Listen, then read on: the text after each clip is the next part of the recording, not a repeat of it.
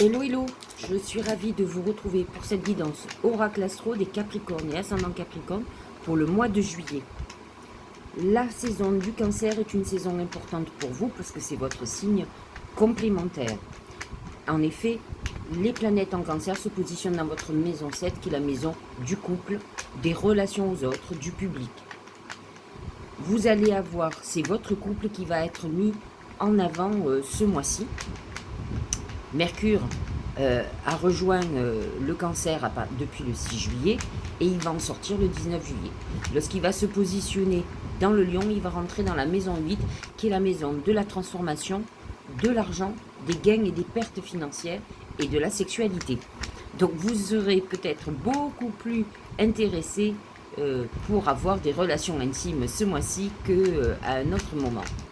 Mais le Lion, on le sait, aime gagner de l'argent et peut-être serez-vous plutôt enclin à vous concentrer sur tout ce qui est financier sur ce mois de juillet, malgré que certaines personnes soient en vacances, vous continuez à être au taquet. Alors, les planètes en Gémeaux, il reste surtout Vénus, jusqu'au 18 juillet, positionné dans votre maison 6. Attention à tout ce qui est gynécologique ou urinaire.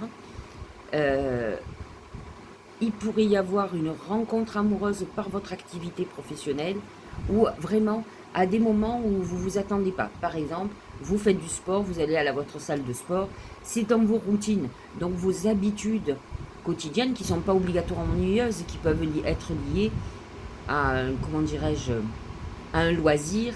Si vous aimez, vous prenez des cours de danse, si voilà, c'est dans une routine importante ou sur le milieu médical parce que vous allez faire des examens. Les planètes en taureau sont positionnées dans votre maison 5, ce qui est quand même très intéressant. Mars en maison 5 vous motive à l'amour. Et sachant que le Capricorne, il est surtout motivé au travail, ça ne sera pas du luxe. Alors effectivement, avec Uranus en plus positionné dans votre maison 5, vous pouvez attendre une surprise amoureuse et surtout, vous avez le nœud karmique. Et le nœud karmique peut vous amener à retrouver quelqu'un d'une autre vie ou quelqu'un du passé. Donc, quelqu'un que l'on retrouve avec qui des âmes sœurs. Je préfère que les femmes jumelles parce que les flammes jumelles, c'est toujours des histoires très torturées. Et pour ma part, je pense que l'amour ne doit pas être un sacerdoce ou un chemin de croix. Donc voilà. En tout cas, vous êtes dans une période très sentimentale. Mars va vous aider à aller vers les autres et en tout cas à peut-être prioriser sur l'amour. Pourquoi pas, et ça serait une très bonne chose. Jupiter est toujours positionné dans votre maison 4, qui est la maison du foyer. Vous pouvez être dans une période où vous avez envie de faire un achat immobilier, de changer de lieu de vie aussi, ou de faire de l'investissement. C'est une augmentation du patrimoine. Peut-être êtes-vous dans une période où vous êtes nostalgique aussi du foyer. Si vous êtes encore en âge de faire des enfants, vous pouvez y penser, mais vous pouvez être aussi dans une période où vous avez envie de consolider le côté familial, d'aller voir votre famille, de retrouver le côté affectif familial. Voilà en gros. Alors on sait que Pluton est dans votre signe, que vous êtes dans une période, alors vous arrivez au bout, hein, on n'est pas encore, Pluton n'a pas encore atteint les 30 degrés, il est à 27 degrés.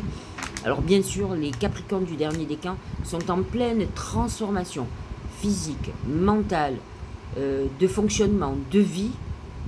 Ça peut être douloureux, mais dites-vous que Pluton, c'est un peu comme le Scorpion, c'est la mort et la résurrection.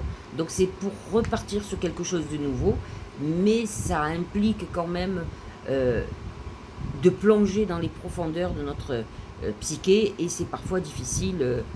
Ça peut vous amener des hauts et des bas psychologiques. C'est compliqué parce qu'il faut peut-être, si vous êtes, par exemple, si vous allez d'échec en échec, il faut peut-être vous poser la question de pourquoi vous vivez ça. Est-ce que ça n'a pas un rapport avec vos choix? Et il faut transformer ça. Vous êtes dans la bonne période pour transformer ce qui ne fonctionne pas. Alors, nous allons commencer. Ah oui, j'oubliais. Pleine lune du 13 juillet, très importante, elle est dans votre signe. Et elle va être un déclencheur très important. Elle va toucher particulièrement le dernier décan et elle est quasiment conjointe à Pluton. Donc c'est une lune qui va vous amener à vous transformer dans votre fonctionnement.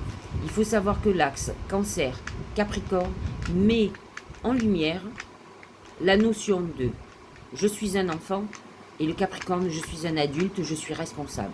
À vous de regarder où vous avez la responsabilité de vos échecs. Arrêtez de dire que c'est la faute des autres, que vous tombez mal, par exemple si c'est lié à l'amour. En tout cas, si vous tombez mal, c'est parce que vous avez laissé ces personnes rentrer dans votre vie et que inconsciemment, vous êtes allé vers ces personnes. Donc à vous de voir ce qui ne fonctionne pas bien chez vous et à transformer ça. En tout cas, ça peut être une lune un peu difficile, mais qui va mettre en lumière ce qui ne va pas dans votre vie et qui vous invite à le transformer. Allez, premier oracle, c'est le feu. Le feu, ça me fait penser beaucoup à ce soleil en Lion qui arrive, à Jupiter en Bélier certes, mais surtout à ce soleil en Lion. C'est un moment de passion, mais le feu est aussi un feu destructeur. Donc, vous pouvez être débordé par la colère. Vous allez faire certainement une rupture, que ce soit amicale, familiale, sentimentale, professionnelle, mais ça passera par une grosse colère, par un feu destructeur, comme je vous l'expliquais. Le feu représente aussi la passion. Donc, vous pourriez rentrer dans une phase sentimentale très passionnelle. N'oubliez pas que Mars est dans votre maison 5 et va vous aider justement à vivre quelque chose de très passionné. Et je pense que vous en avez besoin. Ça manque à votre vie qui peut-être depuis un certain temps était plutôt plate et remplie d'activités professionnelles, certes avec certaines satisfactions, mais avec une frustration affective très importante. Mais nous allons regarder au travers de tout le tirage ce que, effectivement, ce feu peut vouloir dire ce mois-ci. Au niveau du travail, c'est le papillon. Alors, effectivement, le papillon, c'est la transformation, mais c'est aussi la légèreté. Vous pourriez être dans un mois où vous avez envie de lever le pied, vous êtes fatigué, vous avez envie de vous alléger de tâches qui sont des obligations, vous allez peut-être faire le tri au niveau professionnel de ce que vous allez continuer à faire ou ce que vous ne ferez plus. Donc on est dans cette phase beaucoup plus légère. Attention à vos investissements. Le papillon ne vous donne pas, il vous donne des one-shots, des petits investissements qui peuvent vous rapporter rapidement, mais pas sur du long terme. Donc attention à ce que vous allez faire. Au niveau de l'amour, c'est l'abondance, c'est le trésor. On rentre dans une période très affective. Mars vous aide. Uranus aussi amène une notion de surprise et de revirement de situation. Dites-vous que de toute façon, vous n'avez pas les cartes en main. C'est compliqué pour un Capricorne et un ascendant Capricorne qui veut la maîtrise de tout. Alors vous allez apprendre que l'amour, on ne maîtrise rien. C'est pas parce que vous voulez que l'autre veut déjà, et c'est pas parce que vous avez décidé de rencontrer l'homme de votre vie ou la femme de votre vie qu'on va vous l'envoyer. Ça dépend de beaucoup d'autres critères, mais là, vous faites partie des privilégiés où le ciel s'occupe de vous et vous envoie justement une abondance d'amour, peut-être aussi comment dirais-je, j'ai pas le terme, de démonstration amoureuse, démonstration affective, de gens qui vous apprécient aussi, sans vous aimer d'amour, mais qui vous trouvent... En tout cas, vous êtes dans une période où vous allez vous sentir aimé et où vous allez avoir de l'amour. En tout cas, il y a quelque chose qui arrive et avec le feu, on peut dire que vous êtes dans une période très chaude sentimentalement et sexuellement, puisque le lion est positionné dans votre maison 8, la maison de la sexualité. Au niveau de la santé, c'est le serpent. Attention parce qu'il représente complètement la santé, donc faites très attention. Le serpent représente aussi tout ce qui est un peu comme Vénus dans votre maison 6, tout ce qui est gynécologique et urinaire. Donc vous pourriez avoir une fragilité à ce niveau-là. Dans tous les cas, vous pouvez être en traitement. Vous pouvez aussi ne plus supporter un traitement et avoir des conséquences physiques. Donc attention, vous êtes dans une période quand même de fragilité où la santé n'est pas au top. Ça ira mieux lorsque Vénus sera sortie du Gémeaux. Alors, que nous dit notre oracle du Tao? Le chaudron. Alors, qu'est-ce donc? Alchimie intérieure, maîtrise, renouveau spirituel, réceptacle, rajeunissement, sagesse discriminante. Alors honnêtement, j'ai pas tout compris, mais j'ai envie de vous dire que c'est une période de recentrage sur soi et surtout de, comment dire, d'évolution spirituelle. C'est une transformation intérieure de toute façon où vous allez vouloir, alors encore une fois, maîtriser tout ce qui est énergie, parce que votre objectif, ça sera de retrouver votre équilibre. Et l'équilibre, ça passe par un équilibre intérieur. Si vous êtes perturbé sans arrêt, alors attention au feu qui va vraiment certainement beaucoup vous déstabiliser, ça peut être très compliqué. Donc le chaudron vous demande justement de réfléchir, de vous porter beaucoup plus vers la spiritualité, ce qui va vous aider à passer les épreuves et justement à éliminer ce qui ne va pas de votre vie. En tout cas, vous allez avoir cette clairvoyance par cette connexion qui va vous dire, bah, ça, il faut que tu jettes, ça sert à rien ou ça te fait du mal, et va plutôt vers ça. Donc vous allez être reconnecté à votre intuition une fois que vous allez retrouver cette paix intérieure et cette spiritualité, à mon sens, vous en avez besoin. Deuxième oracle, c'est ce beau sablier, c'est l'instant présent. Revenez au moment présent, faites-en un ami et voyez ce qu'il y a de meilleur en vous. Le temps est représenté en astrologie par Saturne. C'est Chronos. Et en fait, c'est votre planète dirigeante. Donc en fait, c'est vrai que vous avez cette patience d'attendre. Vous êtes bon sur la durée parce que vous êtes persévérant, résilient. Mais aujourd'hui, on vous demande de vivre pleinement le moment présent. C'est une manière de lâcher prise sur toute l'attention qu'on peut se mettre sur nos objectifs. Il est très important parfois de profiter d'un instant, j'allais dire de grâce, d'une parenthèse enchantée. Donc on vous demande aujourd'hui de profiter, ne vous projetez pas. Si vous rencontrez quelqu'un avec qui vous vivez une grande passion, commencez pas à faire des plans sur la comète. Vivez pleinement cette passion, de ce qu'elle vous nourrit, et ne commencez pas à vous dire je vais faire des enfants avec cette personne, ou je vais me marier, ou je vais...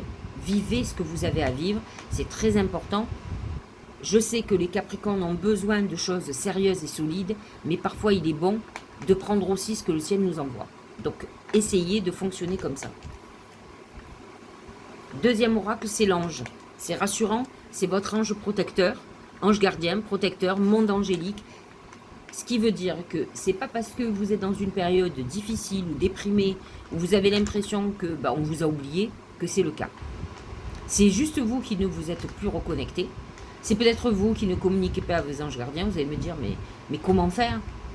Eh bien, faire le vide, ralentir votre rythme, parce que vous êtes souvent dans une cadence infernale, prendre le temps de profiter de l'instant présent et d'écouter. Au fur et à mesure que vous allez changer de vibration, vous allez pouvoir être connecté avec votre ange gardien, vos défunts aussi. Et à ce moment-là, si vous avez quelqu'un qui est par exemple un défunt, avec qui vous avez l'habitude de parler, vous savez, dites-lui simplement, il faut que tu m'aides, montre-moi la bonne voie, j'ai besoin que tu m'orientes. Voilà, demandez pas le loto, ça sert à rien, c'est pas le genre de réponse ou de questions qu'ils attendent, et c'est sûrement pas ce qu'ils vont vous donner. Maintenant, je pense qu'il faut que vous compreniez que c'est pas parce que nos défunts ne sont plus là qu'ils ne sont plus là du tout. Mais par contre, il faut penser aussi qu'on nous naissons tous avec un ange gardien, donc des gens que soit des défunts, soit d'autres entités qui n'ont jamais vécu, donc du monde angélique, qui sont là pour nous accompagner tout au long de notre chemin. Donc à vous de savoir vous connecter. Regardez ce que dit le dernier oracle. Harmoniser son intérieur. Je trouve qu'il y a un vrai message de spiritualité entre le chaudron qui vous demande de vous recentrer, de travailler votre intérieur, votre spiritualité, et d'un autre côté, l'oracle symbolique du mar de café qui vous parle de cette passion et de ce feu destructeur. Vous pouvez être dans les deux époques, mais n'empêche qu'on vous demande de maîtriser, alors pour une fois, ce feu. Alors non pas votre passion amoureuse, mais peut-être votre projection, mais par contre, votre colère, si vous l'exprimez, mais sachez-le, elle va faire des dégâts. Autant vous recentrer et vous apaiser, essayez de comprendre, essayez de vous projeter et vous verrez que ça ira beaucoup mieux. Alors, qu'est-ce que nous dit cet oracle? Pour rayonner à l'extérieur, il faut que tu rayonnes, que tu vibres, que tu pulses à l'intérieur. Fais de la place dans ta vie, dans ta tête, dans ton foyer, dans tes relations et libère-toi pour retrouver l'harmonie. C'est bien ce que je vous expliquais. Il va falloir faire du nettoyage. Vous avez tendance, un peu comme votre ami le cancer, à conserver. Le cancer est un signe conservateur, nostalgique, collectionneur. Et là, il va falloir faire du nettoyage. Tous les gens qui vous importent peu, les situations qui sont bâtardes, il va falloir trancher, vous libérer. Et ensuite, une fois que vous avez agi, vous allez être fatigué, vous allez être épuisé. Parce que vous alliez mettre du cœur aussi dans tout ce que vous allez faire. Il va falloir retrouver cette paix intérieure. Et vous verrez que vous allez prendre un nouveau chemin qui sera le bon. Parce que vous aurez un chemin déblayé. Voilà. J'espère que vous n'oublierez pas la pleine lune du 13 juillet. Elle est la vôtre. Surtout faites un rituel de purification et faites des vœux pour la suite. Parce que c'est très important. Passez un très bon mois de juillet. C'est un mois important pour vous, pour bien repartir. Et je vous dis à la fin du mois. N'oubliez pas de liker, de faire un petit commentaire et de vous abonner si vous ne l'êtes pas déjà. À très bientôt.